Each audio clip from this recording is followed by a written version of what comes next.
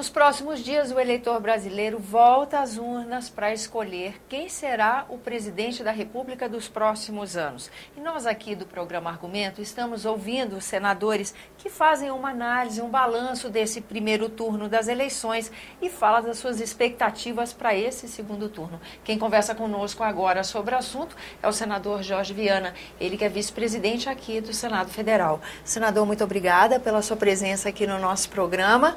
Curiosa para saber seu balanço. Como é que o senhor viu esse primeiro turno das eleições?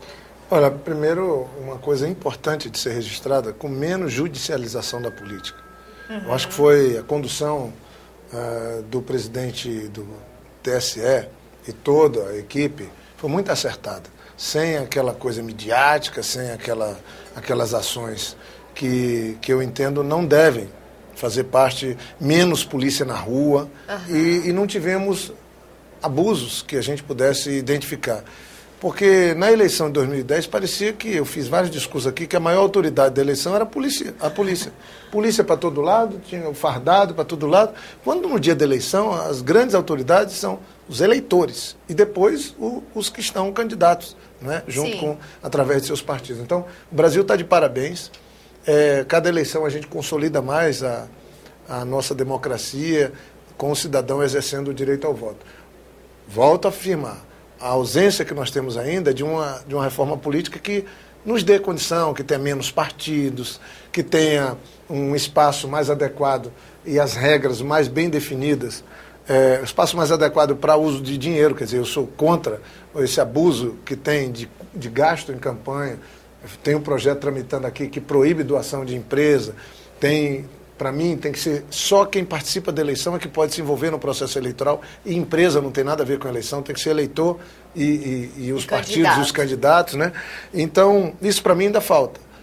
Mas eu identificaria já isso. Valorizar primeiro o papel da justiça eleitoral, que foi mais discreta e manteve a eficiência.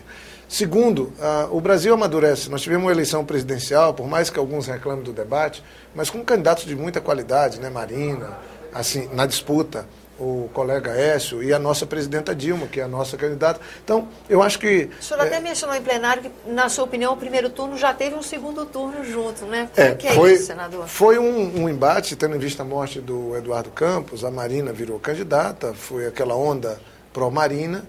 Ela aparecia nas pesquisas ganhando no primeiro e no segundo turno e terminou que esforçou o que eu chamo de uma antecipação do segundo turno. O embate da nossa candidata a presidenta Dilma com a Marina, que no caso é do Acre, uma pessoa que eu respeito muito, tenho uma história de vida com ela, foi um embate duro. Já foi um tom de segundo turno, foi já foi polarizado, absolutamente como né? Segundo turno. Por isso que ficaram sequelas, que certamente tem influência aí agora no diálogo que precisa acontecer e que é tão importante ter no segundo turno. Eu digo que nós vivemos uma espécie de segundo turno no primeiro e agora vamos viver o terceiro turno, que começa no embate também muito duro, que são os dois partidos que governaram esse país na redemocratização, que se consolidada agora, PSDB, com Aécio Neves, e nós do PT, com a presidenta Dilma.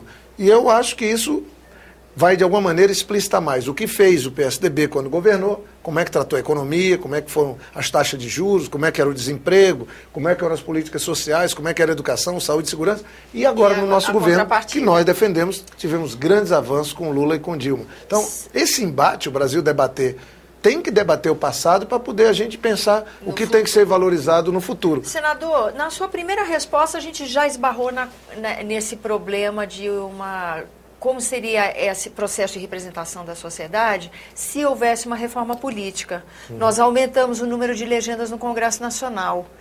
O senhor computa isso como bom ou ruim? Muito ruim. Não ajuda em nada. Olha, tem no Brasil 30 partidos. Né? E tem outros 30 buscando alcançar as exigências legais para fazer. Gente, com 30 partidos, não está demais já, não? Tem alguma posição ideológica, algum outro interesse que não possa ser representado nesses 30 partidos? Claro que os Estados Unidos, que é a maior economia do mundo, uma das grandes nações do planeta, um império para alguns, tem 2 partidos que disputam poder. O Brasil não pode seguir tendo 30 partidos. E piorou, porque na Câmara e no Senado nós vamos ter perto de 20 partidos representados. Quando você vai fazer uma reunião com líderes partidários, vai reunir 20 líderes, e cada partido mandar os seus. Não tem como fechar entendimento. Isso, para mim, é muito ruim. Nós temos que ter cláusula de barreira, sim. Nós temos que ter limites, por exemplo, para gasto em campanha. Eu tenho outro projeto que estabelece um teto de gasto por candidato para que a influência do dinheiro diminua e a das propostas aumente. Falando em propostas, uma crítica que a gente ouviu, o senhor concorda que a influência dos marqueteiros está atrapalhando a visibilidade do conteúdo dos debates? Eu não tenho dúvida também. Passou do ponto. Uma coisa é você ter equipes contratadas para dar o suporte técnico, trazer... Hoje em dia é tudo digital. Né? Você já não tem aqueles problemas do chuvisco nem nada. Então, a parte da forma já está resolvido. Você pode fazer e melhora um pouco. E aí, o conteúdo não pode ser uma coisa falsa. Então, é melhor candidatar os marqueteiros. Eu sou contra isso. Porque você foge, tem programas que fogem da realidade. Põe um mundo virtual, vira uma ilha da fantasia. E eu acho que isso não é bom para o país. Eu acho que nós deveríamos ter a realidade do país exposta, os avanços de quem defende. No nosso caso, nós defendemos muito o governo do presidente Lula, da presidenta Dilma, por conta do trabalho feito na área do desemprego, controle de inflação, redução de juros, na área agrícola. Enfim, nós temos o nosso legado e estamos defendendo. O PSDB que defende o seu, Entendi. Que vai fazer a defesa do seu, e quem tiver uma posição contra, que também defenda. Agora, quando entra o marketing, né, o candidato a presidente ou a governador para vir para o Senado não é uma mercadoria. Não é uma mercadoria que você vai lá embrulhar, empacotar e depois botar para alguém comprar e só descobrir o que é depois que abrir o pacote ou o presente. É uma distorção, né? Eu sou contra isso.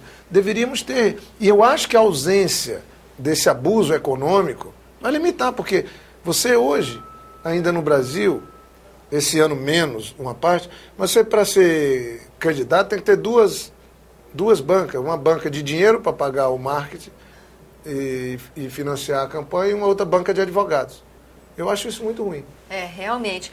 A ausência do eleitor às urnas, como é que o senhor vê? Foi mais de um quarto do total dos eleitores que não compareceu.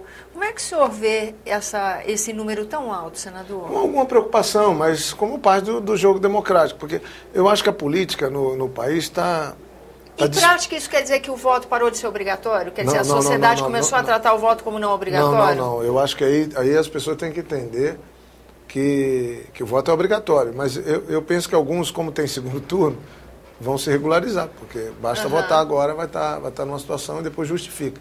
Mas eu acho que o Brasil precisa trabalhar melhor ainda, manter o voto obrigatório até mais adiante.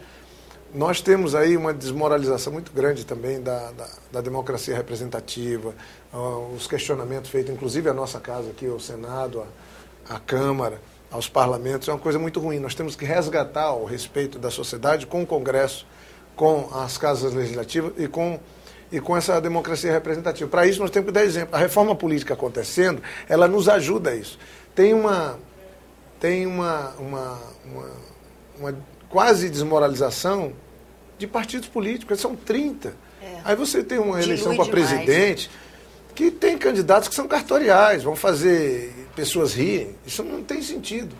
Eu acho que nós temos que mudar isso, criar um ambiente que aqueles que têm propostas novas, que tenham ideias diferenciadas, possam ter espaço, mas nós não podemos fazer a consolidação da democracia, o que está faltando para que a democracia brasileira, que está consolidada do ponto de vista do cidadão, ela possa ter aí um reforço, é a reforma política, para que a gente tenha mais confiança, que a gente empodere mais os mandatos, os partidos políticos, e só com uma lei mais clara, com um ajuste, uma atualização dessa legislação é que nós vamos conseguir.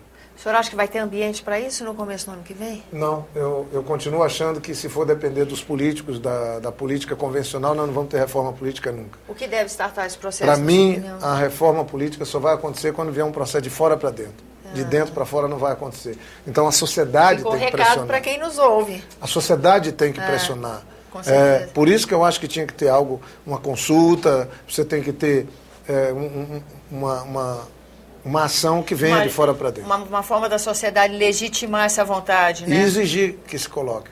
Com 100% dos parlamentares, ou que a gente fala, eu quero a reforma política, mas não se mexe uma palha para que ela aconteça.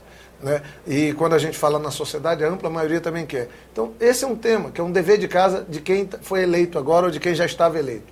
E, lamentavelmente, o básico, o elementar dever de casa não está sendo feito. Senador, muito obrigada pela sua presença aqui no nosso programa.